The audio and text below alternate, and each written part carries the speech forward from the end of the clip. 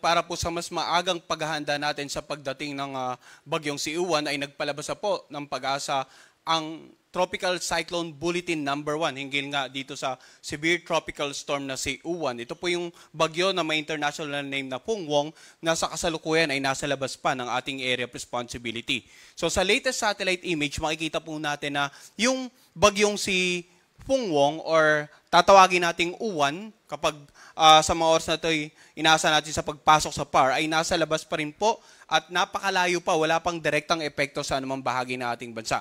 Now, simula ngayong gabi hanggang bukas, asahan pa rin natin generally mainit at malinsangan na magiging lagay ng panahon sa nakararaming bahagi ng ating bansa. Maliban na lamang sa ilang isolated rain showers or thunderstorms, lalong-lalo sa mga lalawigan sa silangang bahagi ng Luzon at ng Visayas. Samantala, ang bagyong si Uwan, international name na Pungwong, ay tinatayang nasa layong 1,175 kilometers ang layo silangan ng Eastern Visayas. So taglay ni Uwan ang lakas ng hangin na umabot hanggang 110 kilometers per hour malapit sa gitna nito at ang pagbugso ng hangin ay abot hanggang sa 135 kilometers per hour. Sa kasalukuyan, kumikilos po ito sa direksyong pakanluran sa bilis na 25 kilometers per hour. So gaya nga ng binanggit natin, wala pang direktang epekto sa anumang bahagi ng ating bansa ang severe tropical storm na si Uwan. Subalit, dahil nga yung inasa nating paglapit ay minarapat nating mag-issue ng tropical cyclone bulletin sapagkat sa ating forecast track, makikita po natin na inaasahang posibleng pumasok ng area of responsibility si Uwan sa pagitan ng mamayang hating gabi hanggang bukas ng madaling araw. No? At bukas naman ng madaling araw, tinatayang nasa layong 910 kilometers silangan na ito ng Eastern Visayas. Bukas naman ng hapon, Sabado, inaasahan na itong nasa may bandang 650 kilometers east ng Katarman, Northern Samar. So ito po. At posibleng bukas ay maging ganap na typhoon category na po itong si Uwan. At makikita na naman natin, sa susunod na 36 hours, iyon po ay linggo ng madaling araw, posibleng umabot na ito sa super typhoon category sa layong 305 kilometers silangan ng Birac, Catanduanes. Ngayon, gaya nga ng binanggit ko, malayo pa, nagbigay na tayo ng babala, sapagkat pagdating ng 36 hours, posible na pong maramdaman ang epekto nito sa ilang bahagi ng Luzon at ng Visayas. At makikita nga natin sa darating na linggo ng hapon, ay halos malapit na ito dito sa silangang bahagi ng Central Luzon. Central and Southern Luzon.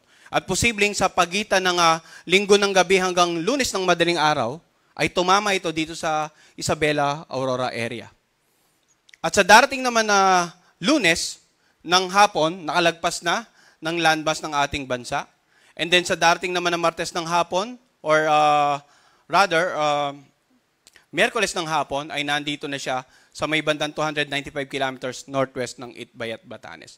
So kung titingnan po natin, in terms of intensity, hindi na talaga natin may sasantabi yung posibilidad na mag-develop ito, mag-intensify further into a super typhoon bago pa mag-landfall sa ating bansa. Kaya yun nga yung babala natin.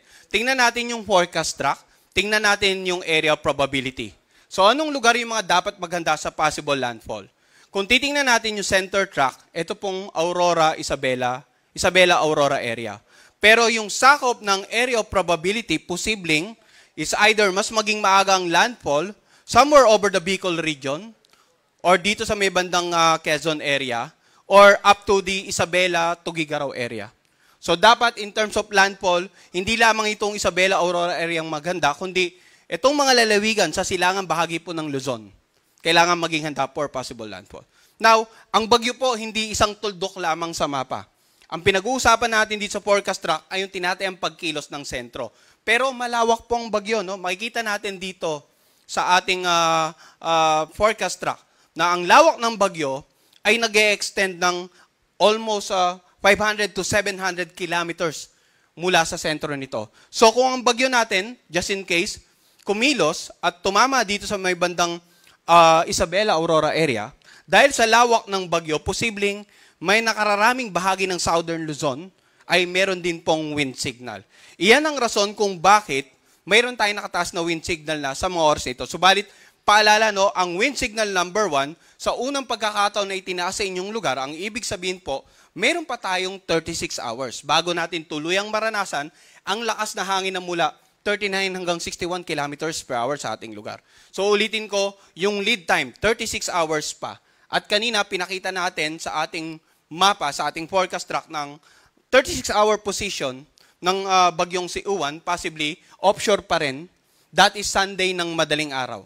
So, posible na Sabado ng pahating gabi hanggang Sunday ng madaling araw pa maranasan yung actual na lakas ng hangin dito nga sa lalawigan na southeastern portion ng Quezon. Dito sa eastern portion ng Romblon, Camarines Norte at Sur, Catanduanes, Albay, Sorsogon, sa Masbate, northern at saka eastern Samar, sa Samar, Biliran, Leyte, southern Leyte, ganun din sa northern at saka central portion ng Cebu kasamang Bantayan at Camotes Island, northeastern portion ng Bohol, northern portion ng Negros Occidental, northeastern portion ng Capiz, northeastern portion ng Iloilo, Dinagat Island at Surigao del Norte. So ulitin po natin, no? Hindi po dahil nagtaas na tayo ng wind signal number 1 sa mga nabanggit na lalawigan, ay agad-agad dapat may mararamdaman na tayong epekto. 36 hours pa po ang lead time or palugit at sa forecast track natin, ang tinatayaan nating 36 hours simula alas 2 ng hapon ngayon ay sa alas 2 pa po ng madaling araw ng linggo, yung possible epekto. Pero maaaring magbago yan, maaaring kung magiging mabilis ang pagkilos, then likely, posible tayo magkaroon pa ng mas matataas na wind signal sa mga susunod nating issuance ng Tropical Cyclone Bulletin. At posibleng, mas lumawak din yung mga lugar na magkakaroon ng wind signal sa susunod nating mga issuance. Ngayon, ang mga lugar na may wind signal number 1, kapag naramdaman nyo po in the next 36 hours, usually, ang hangin dyan katamtaman hanggang sa malakas. Occasionally, ang mga karagatan magiging maalon. Pero, habang papalapit ang bagyo, asahan natin na mas titindi ang magiging lagay ng panahon. Mas magiging unfavorable or magiging masungit ang panahon sa inyong lugar.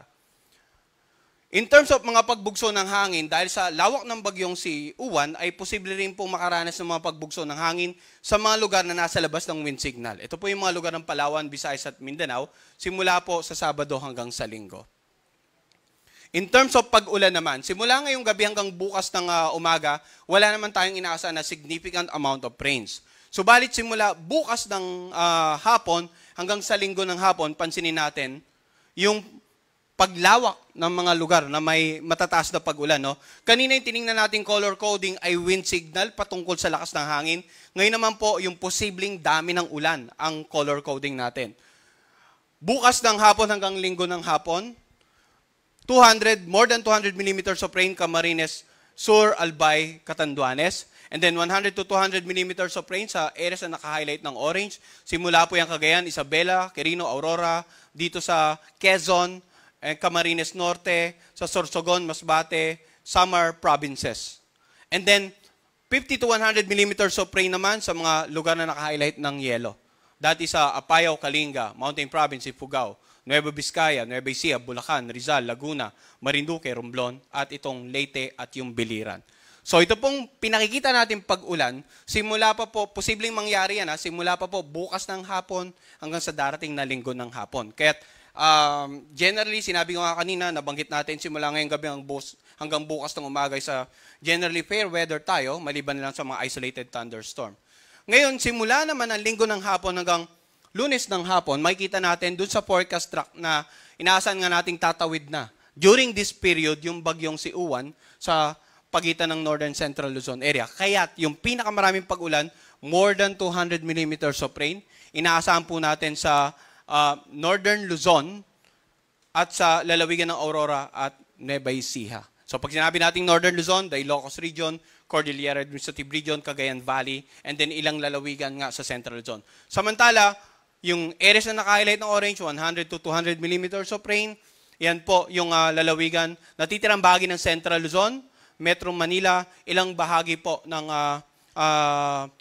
Calabarzon.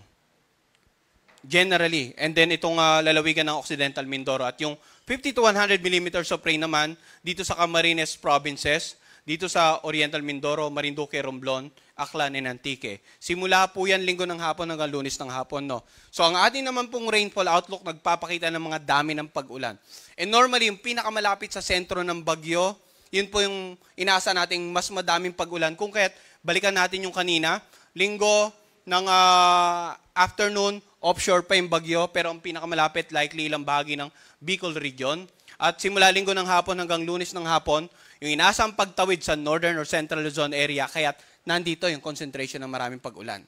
Ngayon yung mga pag-ulan, muli paalala namin, pwede pa rin magdulot ng mga pagbaha, lalong-lalo na sa mga low-lying areas, sa mga komunidad na malapit sa gilid ng ilog, dahil it's either umapaw ang inyong ilog, patuloy na tumaas ang level ng pag-ulan dahil sa ng tubig dahil sa continuous na pag-ulan, or maaaring yung mga karatig lalawigan, nakakaranas sa pag-ulan, tumaas yung level ng ilog at yung outflow ay papunta sa inyong lugar. Pagguho ng lupa sa mga lugar na malapit po sa paanan ng bundok. Yan po yung mga ilang possible effects ng mga malalakas sa pag-ulan sa inyong lugar. Kaya ngayon pa lamang po, pinapayo na natin yung mga kababayan natin sa Luzon, generally sa Luzon at ilang bahagi nga ng Eastern Visayas na magsimula na pong makipag-ugnayan sa kanilang local government, local DR officials para sa mga disaster preparedness and mitigation measures. Sa ngayon ay wala pa tayong nakataas na storm surge warning. Posibleng simula mamayang gabi hanggang bukas ay magsimula na po tayo ng storm surge warning issuances. Dahil mataas talaga ang banta ng storm surge, lalong-lalo na sa coastal areas ng northern Luzon at sa coastal areas dito nga sa central and southern Luzon. Pag sinabi natin storm surge, ito yung daluyong, matataas na pag-alon na dulot ng paparating na bagyo na hahampas sa mga dalampasigan or coastal areas. Wala pa po tayong in-effect na storm surge warning, kaya within the next 24 hours, asahan natin katamtaman hanggang sa maalo ng karagatan dito sa northern at saka eastern seaboard ng ating bansa. Dahil gaya nga ng binanggit ko, malayo pa po yung bagyong si Uwan. Wala pang direktang epekto. Pero asahan po natin, possible mamayang gabi hanggang bukas, magsimula na po tayong magpalabas ng gale warning. Or ito yung babala para sa maalon hanggang sa napakaalong mga karagatan, lalong-lalo po sa eastern seaboard ng Luzon, ng Visayas at ng Caraga region. Dahil sa paparating na bagyong si Uwan, patuloy tayong nagpapaalala ng mga tips para sa paghahanda. Unang-una, makinig sa latest update ng Pag-asa hinggil sa bagyong si Uwan. So ang aming pong Tropical Cyclone Bulletin, makikita sa ating official website, pagasa.dost.gov.ph. Sundan din ang aming official social media accounts. Pangalawa, magkaroon ng community and family plan. In terms of community, gaya nga na nabanggit natin kanina, simulan na po nating makipag-ugnayan sa ating LGUs at local DR officials para sa mga disaster preparedness and mitigation measures. Sa family plan naman, in terms of magkaroon tayo ng pagkukusa, just in case na alam natin na bahain ng ating lugar, lalong-lalo yung mga kababayan nating naninirahan sa mga low-lying areas, malapit sa gilid ng bundok, kung makakapansamantalay, makapanuluyan tayo sa mga kamag-anak natin na naninirahan sa mas safe na lugar. Pangatlo, emergency kit, maganda po tayo. Pang-apat, lumikas sa mga itatakdang evacuation center ng ating mga local government. And every 6 hours, magpapalabas tayo ng update, Tropical Cyclone Bulletin. Ang susunod po nating Tropical Cyclone Bulletin ay papalabas mamayang alas 11 ng gabi. Yan po muna latest mula dito sa Pag-asa Weather Forecasting Center.